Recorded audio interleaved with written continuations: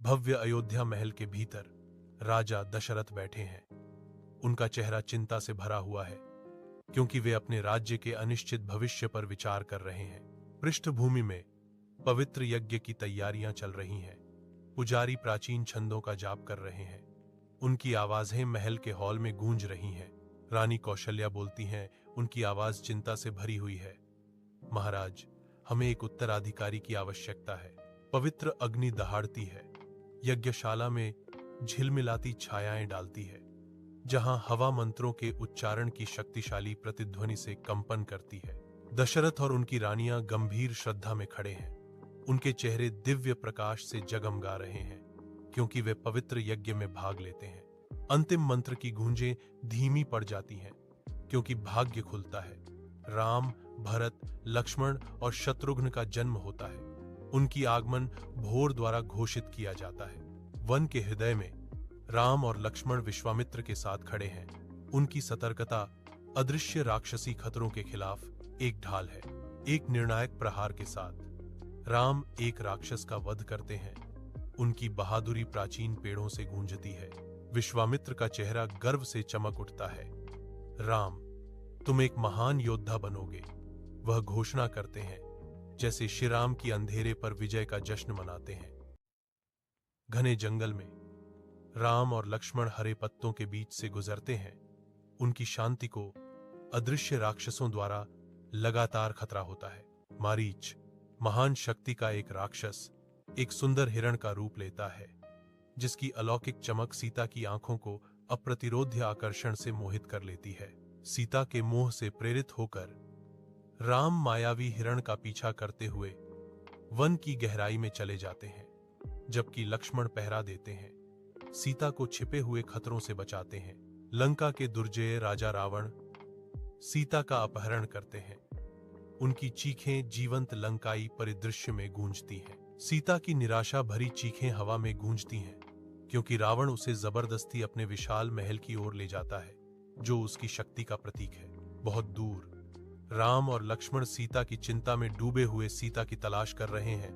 उनके चेहरे पर उनकी चिंता गहराई से अंकित है, क्योंकि वे बंदर और राक्षस सहयोगियों की सहायता लेते हैं। हनुमान लंका में आते हैं, एक पराई भूमि के बीच आशा की किरण।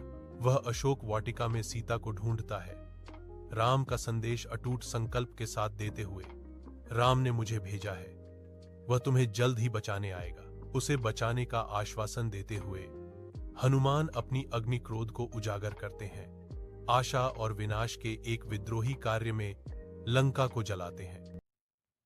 लंका के मैदानों पर राम की वानर सेना रावण की राक्षस सेना के साथ क्रोध के बवंडर में टकराती है। हनुमान और अंगद ने प्रभार का नेतृत्व किया। राक्षसी रैंकों के खिलाफ फर और क्रोध का बवंडर। युद्ध के मैदान में मंदोदरी की आवाज गूंजती है, जो अराजकता के बीच अपने युद्धग्रस्त राक्षस योद्धाओं के लिए प्रोत्साहन का प्रतीक है। अपने दुर्जय सिंहासन पर रावण चिंतन करता है। एक आंतरिक तूफान राक्षसों के योद्धाओं के बीच के तनाव को दर्शाता है। मेघनाद और कुंभकर्ण जैसी शक्तिशाली हस्तियां खड़ी हैं, जो राम की सेना पर विनाश मचाने के लिए तैयार हैं। रावण उठता है, उसकी आवाज गहरे आत्मविश्वास से गूंजती है। हमने देवताओं को भी हराया है, राम तो बस एक साधारण इंसान है। लंका के युद्ध के मैदान पर शाम ढलते ही राम का तीर रावण की ओर बढ़ता है, जो जमा होते अंधेरे के खिलाफ प्रकाश की एक लकीर है। रावण सहजता से वार को टालता है। उसके चेहरे पर एक गंभीर अवज्ञा अंकित होती है, क्योंकि वह अंतिम मुकाबले की तैयारी करता है। राम एक विशेष तीर छोड़ते हैं, जो रावण की नाभि को छेदता है, और शक्तिशाली राजा हार मान जाते हैं, सीता की मुक्ति का संकेत देते हैं। अयोध्या सजावट से जगमगा रही है। एक साफ आसमान के नीचे राम के राज्याभिषेक का जश्न मना रही है। सिंहासन पर शाही ढंग से बैठे राम और सीता की जय जयकार करते हुए भीड़ जश्न मना रही है। उनकी खुशी शहर में गूंज रही है। खुशी के जश्न के बीच सीता की पवित्रता पर सवाल उठाते हुए संदेह और अविश्वास की फुसफुसाहट सतह के नीचे हलचल मचाती है। विशाल वन में अकेली सीता अपने अजन्मे बच्चों को ले जाती है।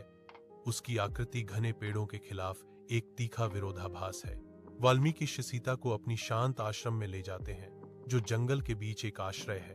लव और कुश शिक की प्यार भरी देखभाल में बढ़ते हैं। उनके युवा मन रामायण की महाकाव्य कहानी को आत्मसात करते हैं। विशाल आकाश के नीचे राम एक पवित्र यज्ञ करते हैं। उनका चेहरा मंत्रोच्चार और अनुष्ठानों के बीच शांत है। जैसे ही लव और कुश यज्ञ मंडप में प्रवेश करते हैं, हवा मधुरता से भर जाती है। उनकी आवाजें महाकाव्य रामायण का वर्णन करती हैं, जो राम का ध्यान आकर्षित करती हैं। ईश्वर के फैसले के एक पल में सीता की आवाज गंभीर संकल्प के साथ गूंजती है, अगर मैं पवित्र हूं तो मां धरती मुझे अपनी गोद में ले ले।